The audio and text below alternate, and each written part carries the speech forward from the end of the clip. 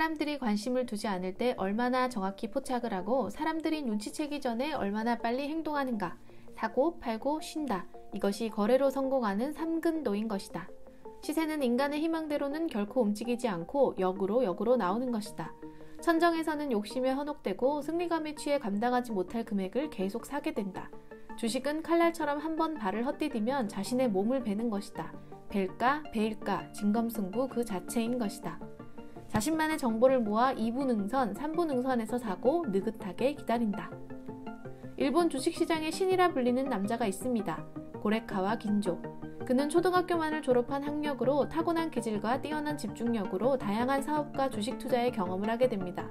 많은 실패와 공부, 경험을 바탕으로 마침내 그는 1982년 84세의 고령의 나이로 전 일본 내 소득 1위를 차지하게 되죠. 당시의 언론은 한 노인이 겨우 반년 동안 오로지 주식 매매만으로 2천억이나 되는 자산을 만들었다는 놀라움을 강조하며 법인과 그룹의 매수가 아닌 일개 개인의 뛰어난 성과는 처음이었다고 강조합니다.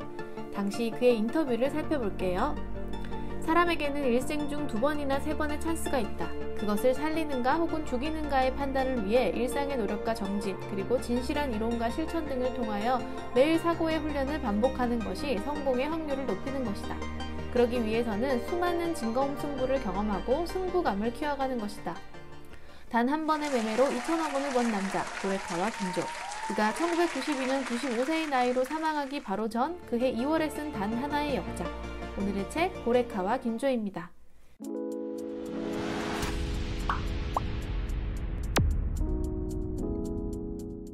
이 책 고레카와 긴조는 그의 처음이자 마지막 책입니다. 사실 다른 누군가가 그에 대한 이야기를 책으로 낸 것을 보고 마음에 들어하지 않던 긴조는 스스로 자신의 일대기를 죽기 몇 달 전 책으로 쓰게 됩니다. 그래서인지 이 책은 왠지 한 권의 소설 혹은 영화를 보는 느낌을 줍니다. 그의 한평생 투자 인생을 한 편의 영화를 보듯 이야기해 볼게요. 3년간 도서관에서 많은 사업과 숱한 투자 경험을 겪은 후 금융공황으로 다시 무일푼이 되었을 때 그는 도서관을 찾습니다. 3년 동안 매일 경제 관련 책과 자료를 뒤지며 각국의 경제 통계를 조사하고 물가, 경기, 주가의 변동성과 소비 동향을 철저히 분석합니다. 당시 몸무게가 무려 10kg이 줄어들 정도로 공부를 하며 그는 확신을 얻습니다. 자본주의는 붕괴하지 않는다는 것을요. 자본주의의 경제 변동에 시대를 넘어선 원리적인 하나의 일정한 큰 리듬이 있다. 예를 들면 경제의 파도가 하강선을 그리면 그것은 영구적인 하강이 아니라 다음의 상태로 이행하는 에너지를 비축하는 것이다. 또 경제가 상승선을 그릴 때도 그것은 다음의 상태로서 하강의 에너지를 비축해 간다. 경제에는 영원한 번영도 없으며 영원한 쇠퇴도 없다. 고레카와 긴조의 주식 투자 원칙. 그의 나이 34세, 살림이 어려울 시기 아내가 겨우 구해준 70엔의 자금으로 주식 투자를 시작하게 됩니다.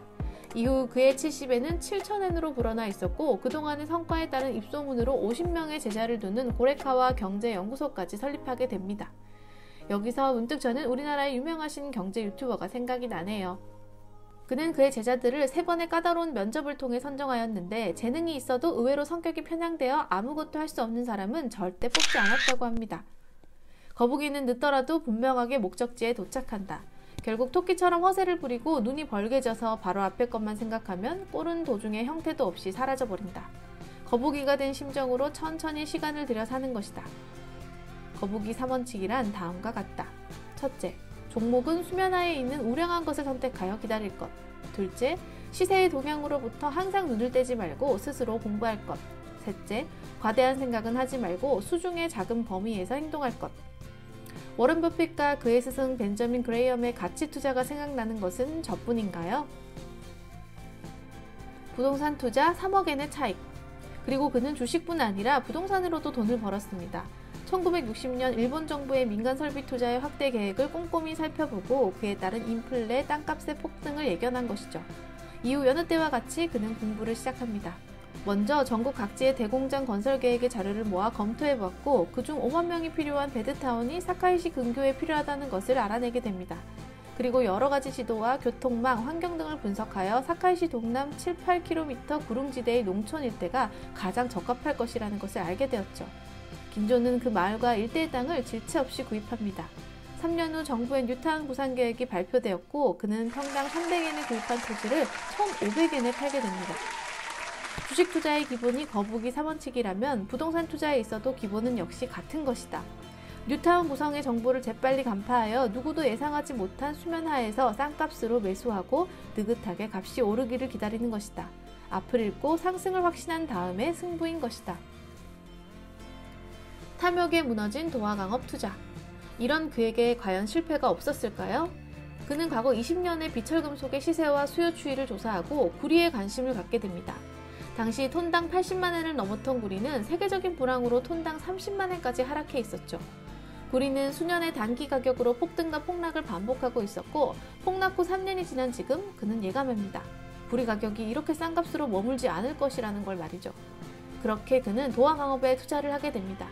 비철금속의 강산을 가지고 있으며 1등의 점유율로 운영되고 있는 회사, 토지와 산림의 방대한 자산까지 도화강업은 그의 거북이 3원칙과 꼭 들어맞는 조건을 갖추고 있었죠. 김조는 1978년 도화강업의 주식을 120엔부터 매수하기 시작합니다. 79년 1월 비철금속 시세가 올라가며 회사의 이익은 흑자로 전환되었고 이는 주가에 반영됩니다. 120엔의 주가가 270엔으로 오른 것이죠. 시세는 천정에서 가장 강하게 보이고 바닥에서 가장 약하게 보인다. 다시 79년 6월 도화강업의 주가는 344엔까지 올라갑니다. 회사는 매 분기 밝은 전망과 함께 결산 발표를 했고 실적 전망 또한 좋았죠. 하지만 매수는 기술이고 매도는 예술이라고 했던가요? 사실 그의 원칙은 500엔까지 오르면 보유 주식의 70%를 처분할 생각이었는데 이때 그의 원칙이 탐욕으로 인해 무너집니다. 벌써는 아직이며 아직은 벌써다. 아직이라고 생각하는 마음은 자신의 욕망이 말하는 것으로 현실은 벌써인 것이다. 시세를 극복하기 위해서는 처음에 결심한 판단으로 만족하는 것이다. 욕망에 사로잡히거나 그럴듯한 이유를 들어 고집하지 않고 자기 자신을 아는 것이다. 500엔의 원칙은 그의 탐욕으로 인해 800엔, 다시 1000엔까지 올라가 버립니다. 120엔의 주가가 1000엔이 된다면 매도하는 원칙으로 수정된 것이죠. 긴조의 머리에 피가 솟구치고 눈은 토끼처럼 빨개집니다. 매도에 필요한 냉정함은 이제 없어졌죠. 900엔까지 올랐던 주가는 결국 무너지기 시작합니다. 다시 900엔의 고점은 회복하지 못하고 3개월 만에 300엔으로 폭락합니다. 300억 원의 차익을 얻을 수 있었지만 그는 원금 30억 엔만을 겨우 지킵니다. 일장춘몽이었죠. 스미토모 금속광산 금강맥 발견. 이후 주식의 신 고레카와 긴조를 잊게 한 최대의 사건이 있었죠. 사건의 시작은 신문의 기사 하나로 시작됩니다. 금속광업사업단 가고시마현 히시카리 금산에서 고품질 금강맥을 발견. 이 기사 하나로 그의 가슴은 뛰기 시작합니다. 그는 스미모토 금속광산에 투자를 결심합니다. 그는 다시 공부를 시작했고 이 주식으로 2천억 원을 벌며 전 일본 소득 1위의 인물에 오르게 됩니다. 도화강업의 싸움에서는 결국 천정에서 욕심에 사로잡혀 큰 수익의 기회를 놓치고 실패했다. 이번은 도화강업과 스미토모 강업의 상승 시세를 비교하면서 그렇게 다짐했다. 거래이익이 났을 때 우선 큰 흐름을 보고 승리에 도취하지 말고 다만 무난히 머물 것을 궁리할 것. 반드시 탐욕을 내지 말고 무난하게 다루고 거래가 끝난 후에는 쉬는 것이 제일이다. 그는 226엔의 주식을 매집하여 5천만 주를 모읍니다. 다시 이 모드를 반년 만에 1000엔대에 매도하는 데 성공합니다. 이때 그의 나이 84세였죠. 꾸준한 공부와 노력, 그에 따른 통찰. 긴조의 인생은 늘 전쟁과 많은 사건들이 함께했습니다. 1, 2차 세계대전, 근본이제 폐지, 한국전쟁. 이렇게 수많은 사건 속에서 그는 어떠한 방법으로 자신의 자산을 지키고 투자했을까요? 사실 지금 우리의 모습 또한 긴조의 삶과 다르지 않습니다. 2000년 닷컴 버블, 2008년 금융위기, 2020년 팬데믹에 이어 넘치는 유동성에 따른 주식 호황장, 연이은 부동산 폭등, 연준의 금리 상승과 이에 따른 자산들의 침체기. 긴조는 파란만장한 그의 인생에서 항상 세상에 관심을 가지고 공부를 했습니다. 그리고 유연한 생각을 통해 언제든지 기회를 찾아 순간을 놓치지 않았죠. 그러면 우리는 지금 주식이 침체기고 부동산이 떨어진다고 해서 마냥 이 순간을 회피하고만 있을까요? 그의 인생은 우리에게 지금 어떻게 해야 할지를 알려주고 있습니다. 공부하고 준비하며 생각하고 때를 기다려야 한다는 것을요. 늦지 않았습니다.